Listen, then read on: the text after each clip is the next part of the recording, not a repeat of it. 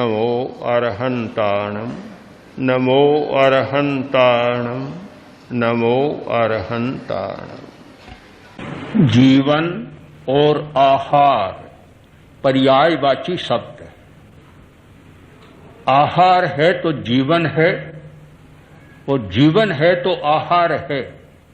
आहार नहीं तो जीवन भी नहीं। स्वास्थ्य और आहार पर्यायवाची शब्द है। आहार का विवेक नहीं तो स्वास्थ्य नहीं। यदि स्वास्थ्य है तो निश्चित ही आहार का विवेक उसके साथ जुड़ा हुआ है। हम इनको अलग नहीं कर सकते। तात्पर्यार्थ में ही एक नहीं है, किंतु एकार्थकता में भी ये दोनों एक हैं। स्वस्थ जीवन के लिए तीन बातें आवश्यक होती हैं: आहार,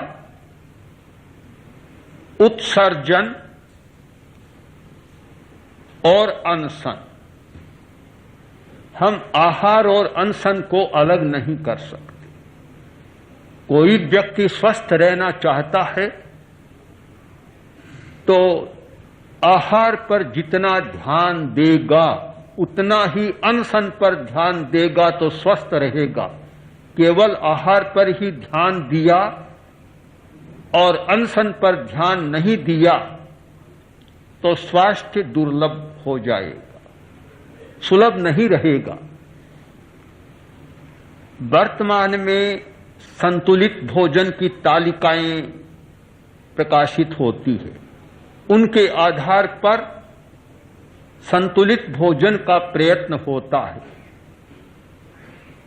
हम इसको न भूलें कि प्रत्येक खाद्य वस्तु के साथ शरीर में विष जमा होता है। कोई भी वस्तु ऐसी नहीं है जिसे हम अमृत कह सकें और कोई भी वस्तु ऐसी नहीं है जिसे हम जहर कह सकें।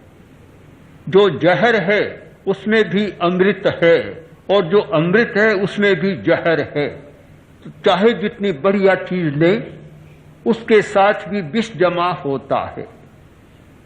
स्वास्थ्य का संबंध केवल संतुलित भोजन और पोषक तत्वों की पूर्ति से ही नहीं, किंतु पोषक तत्वों के साथ शरीर में जमा होने वाले विष का निष्कासन यदि नहीं होता है तो स्वास्थ्य की समस्या बनी रहेगी। उत्सर्जन बहुत महत्वपूर्ण है। भगवान महावीर ने आहार पर्याप्ति के 3 कार्य बतलाए: ग्रहण, परिणमन और उत्सर्जन। विसर्ग 3 कार्य हैं। आहार को लेना, आहार को अपने रूप में बदल देना, सात्वीकरण करना। आदमी खाता है अन्न और बनता है रक्त। खाद्य वस्तुओं से रस बनता है और रक्त बनता है।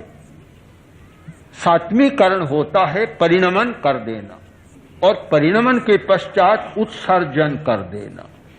उत्सर्जन का तंत्र केवल हमारी बड़ी आंत नहीं है, आंतें ही नहीं है जो मल का उत्सर्जन करती है। उत्सर्जन हर कोशिका के द्वारा होता है। यदि ठीक विषों का उत्सर्जन नहीं होता है तो स्वास्थ्य की समस्या को सुलझाया नहीं जा सकता। जो हम भोजन करते हैं, वर्तमान पोषण शास्त्र के अनुसार उसमें क्षारीय तत्व और अम्लीय तत्व का एक संतुलन होता है।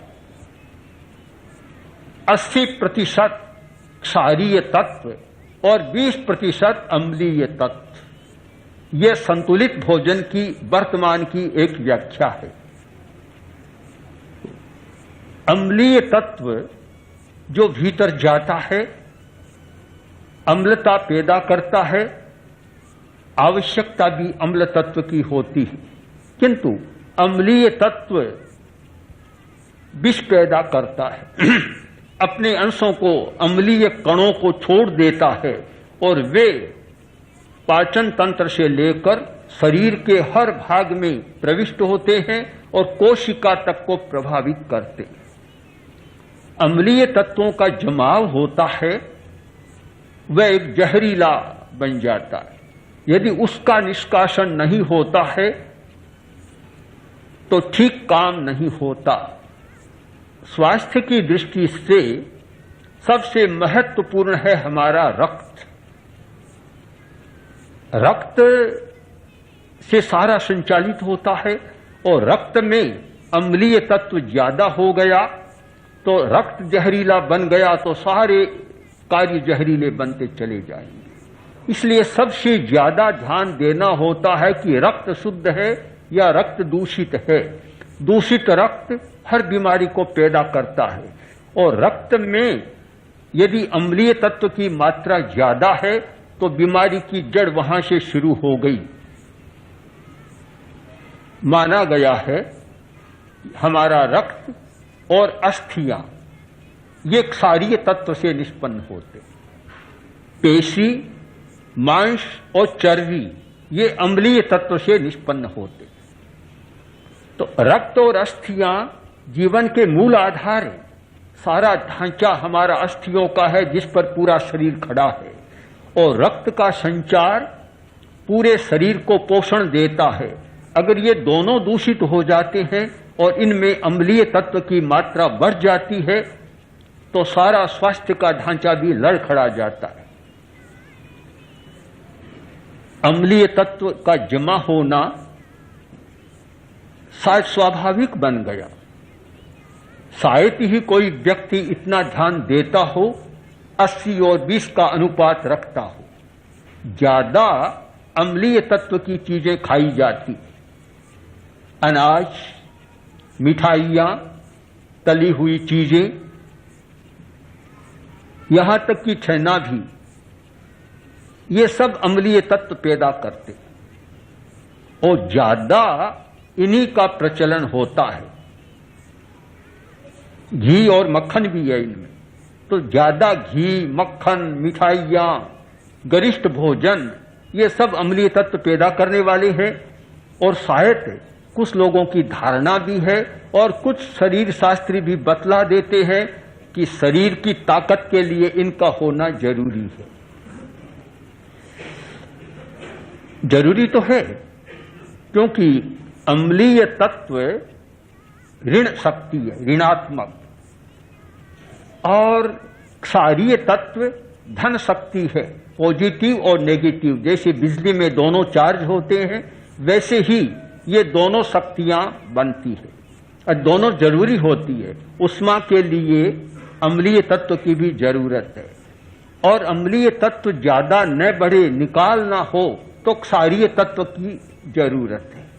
दोनों का अनुपात ठीक चले तब तो ठीक है, किंतु अनुपात ठीक रहता नहीं है, समस्या स्वास्थ्य की पैदा होती है। तो उन्हें निकालने के लिए फिर तीसरे तत्व की आवश्यकता है, यानी भोजन, आहार और उत्सर्जन। अब जो अम्लीय तत्व जमा होता जा रहा है उसे निकालने के लिए अनशन की जरूरत है। अनाहार, आहार का परित्याग,